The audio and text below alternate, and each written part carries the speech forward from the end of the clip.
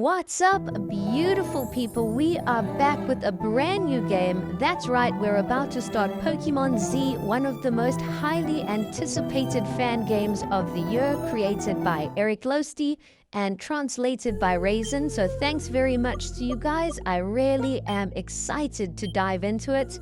We are kicking things off by creating our character, and this is a fan game, so you can only play it on PC or on your Android phone using JoyPlay. This game does have all the Pokemon in it, including brand new regional variants. And here you can choose what kind of game options you would like to select. I recommend normal difficulty and non-Nuzlocke if it is your first time playing the game. And if you're brand new to fan games, maybe select easy. There is an intro that you can watch, but I have skipped it, otherwise this video was just going to be way too long. But I do recommend you watch the intro. It does give you a bit of a backstory to the game. And here we have just met the professor of the region, Professor Olivier. And here you can choose if you would like to randomize your game. I recommend you don't do it for your first time. And you can choose which starter Pokemon you want from which region. So choose the region and you will have the choice of those 3 starters. We've decided to go with Kalos. And here our adventure has begun. We've just hopped off of a wagon. It looks like we're in some snowy area. And we're supposed to meet one of our friends, but he hasn't pitched up. So we've got to go try and find him. And here we've just stumbled upon a Bidoof and some snowman with 3 Pokeballs. So someone is covered in ice and he asks for us to choose a Pokemon here and battle the Bidoof. So here is where you will choose your starter Pokemon. We're going to go with Fennekin, as I love fire and psychic types. And once you choose your Pokemon, you will then get to battle the Bidoof. It is a new regional variant. That's why it looks different. It is an ice type, so you got to get used to that in this game. There's going to be a whole bunch of new exciting Pokemon variants, so do stay tuned for that. And now we officially meet Chrisanto, who is our friend and rival for our adventure. He has also received a letter from the professor, but as he takes it out, it gets blown away in the wind. But at least we have found him and we can return to the wagon, and that starts off Act 1, Poke Tour. So we go back to the wagon and arrive at the first town a few hours later, which is Canvas Town. Canvas Town is where our story starts and where Professor Olivier lives. So we're going to go and try and find the professor's lab and go and introduce ourselves. Chrisanto has already headed off.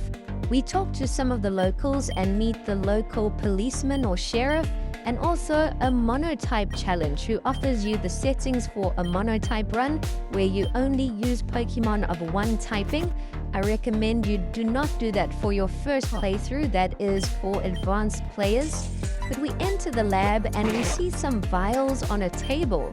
And some kind of Pokemon broke out of one. It looked like a slimy Ditto monster, but it ran out the door. And now the professor has come out and she thinks that we did it.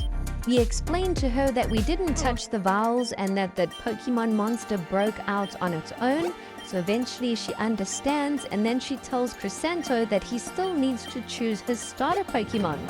So he is quite undecisive, but then he decides on Chespin, the grass-type Pokemon.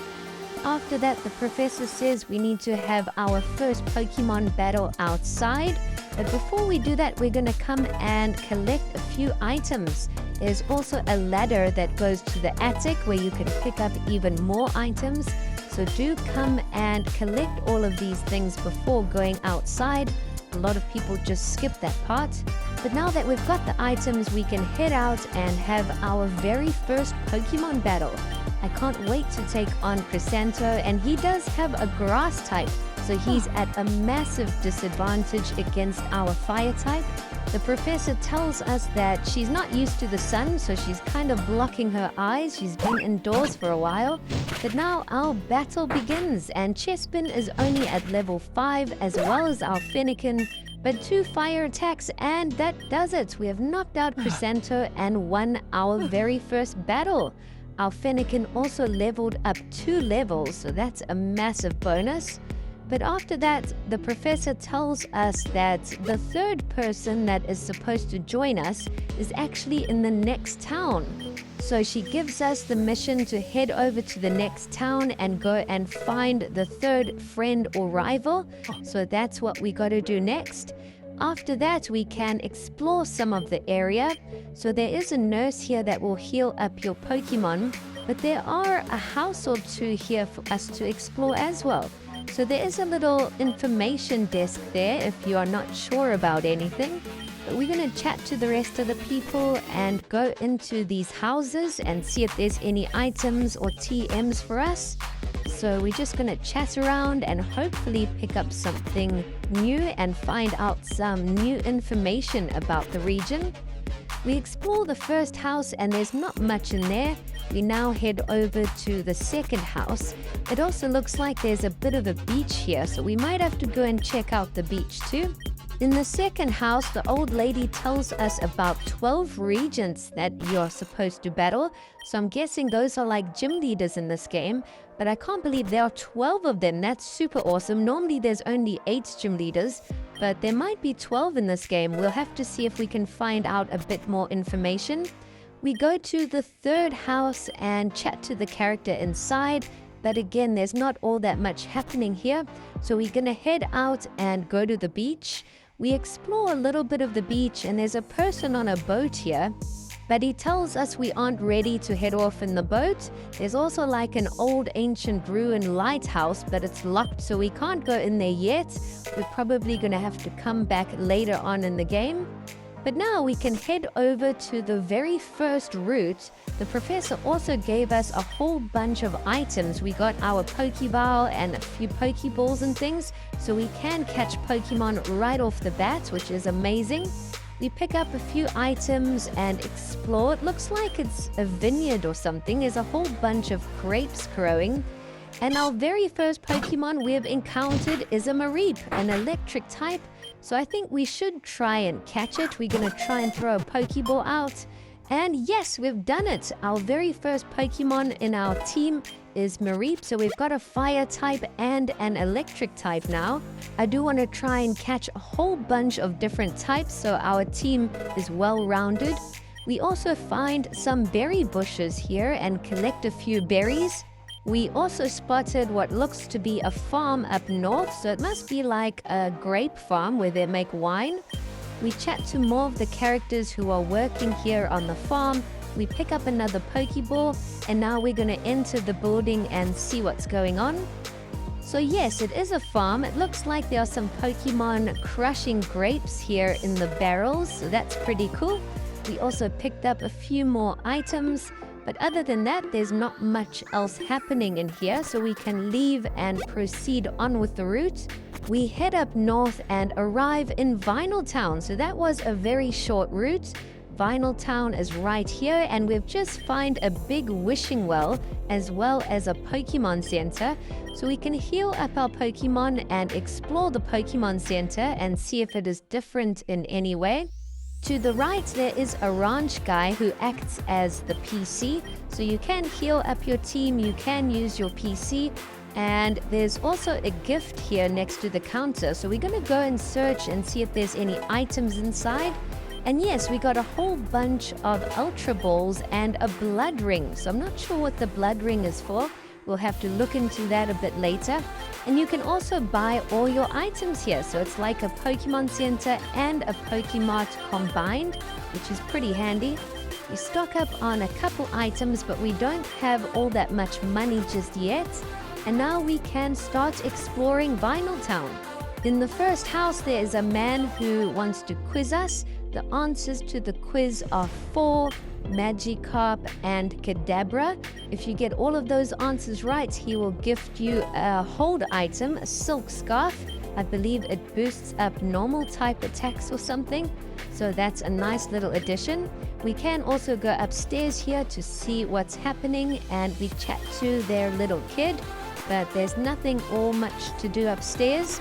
So we head out and continue exploring Vinyl Town. We chat to some of the locals. and I'm hoping we can catch a few more Pokemon. I want to try and have a full team of 6 Pokemon by the end of this episode. We are probably going to change up our team a lot, but in the beginning it does help to have a whole bunch of Pokemon in your team. We continue on exploring, and I've got to say that this game is absolutely beautiful. I love the design so far. Everything looks so colorful and vibrant, and we're meeting so many cool characters. And I like that the game is placed like 100 or 300 years in the past. So everything is kind of old school with like wagons, and everyone's dressed in old clothes and stuff. But we found a girl here by the river, and she's just gifted us an old rod. So we're going to test it out and see if we can catch anything. And yes, our very first catch is a Slowpoke, which is a water and psychic type. So we are going to try and catch that for sure. We've got a fire type Fennekin, an electric type Mareep, and now a water and psychic type Slowpoke. I'm really happy with our team so far. I can't wait to catch 3 more Pokemon, but our team is looking pretty good. Whilst exploring Vinyl Town, everyone has mentioned Captain Merlot. I don't know, he must be some big shot around here. But we have finally caught up with the professor, and we have met Captain Merlot. So it looks like he's the owner of the farm here. He must be pretty wealthy. And he doesn't seem like he's the friendliest guy, but he does have a daughter. We officially meet her now. Her name is Melia, and she is our 3rd rival friend. So it looks like she's going to follow us along on our journey. And she's got a really rare Pokemon, a Black Rose Flabebe. There's apparently only one of them in the whole entire region. So I'm guessing her father is pretty wealthy, but she seems pretty nice. Hopefully we all get along and we can get strong together in our Pokemon journey. The professor also gives us more information. She tells us in this region there are 12 regions that you have to battle. So those are like the gym leaders. And she tells us the first one is over in the next town. So we've got to try and make our way there. But before we do that, we're going to go and explore Captain Merlot's house. When we were chatting to some of the locals, one of them told us that there might be a secret room in one of the wine cellars here or something. So we'll have a look around and see what there is. We go down to one of the wine cellars and we pick up a few items, but I don't see any secret doors or anything. We go upstairs and continue exploring, and it looks like we can go down to another cellar. And here we find a ladder going down. So we pick up a few items and go down to explore, and it looks like we have arrived in the catacombs. This is so cool. I'm really excited and happy with this game so far.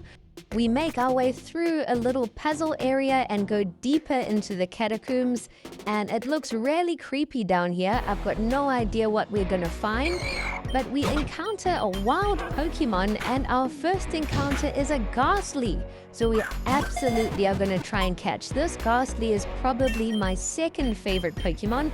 I love Gengar, and my first favorite is Mewtwo. So we caught Ghastly and added it to our team. So now we have a Ghost and Poison type on our team. We also caught a Rattata and a Meryl off camera, but I'm probably going to put those in the PC. We find a lever, but it doesn't really do much. We read the little transcript on the wall, and it tells us that we need to flip 2 levers in order to open that gate, and the other lever is somewhere else. So I've got no idea where the 2nd lever is. I'm guessing we will find it a bit later on in the game, and then we'll have to come back and see if the gate is open. But I'm really happy that we caught a Ghastly. We have such a crazy team already, and it's the first episode, so I can't wait to continue on. We leave the house, and now we're going to head over to Route 2. If we can reach the next town in the next video, hopefully we'll be able to take on the first regions. We arrive on Route 2 and catch up with our new friend, and it looks like she's struggling to catch her Pokemon with a Pokeball, but she says she's just practicing and she can get her Pokemon to enter the Pokeball by just asking nicely. There's also a guy behind her chopping down some trees with an axe, Melia shows us how she gets her Flabébé to return to the Pokeball. She just asks it to come into the Pokeball, and now she wants to take us on for a battle. So let's go. We can test out our new team. And as you can see, we do have a full team of 6 Pokemon now, and our Fennekin knocks out Flabébé really easily. But she does have a second Pokemon, so she sends out Froakie and we swap out Ghastly. I'm hoping our Ghastly will be able to knock it out. And yes, we've knocked out Melia and got the W. So we've defeated Melia and Chrisanto in today's episode, which is epic. And whilst we're talking, the axe goes flying and almost hits Melia. So that was really suspicious. Chrisanto goes to shout at the guy, but he gets kind of freaked out. So I don't know, it's always a bit creepy, but we're probably going to end off the episode here and continue in the next one. Thanks for watching.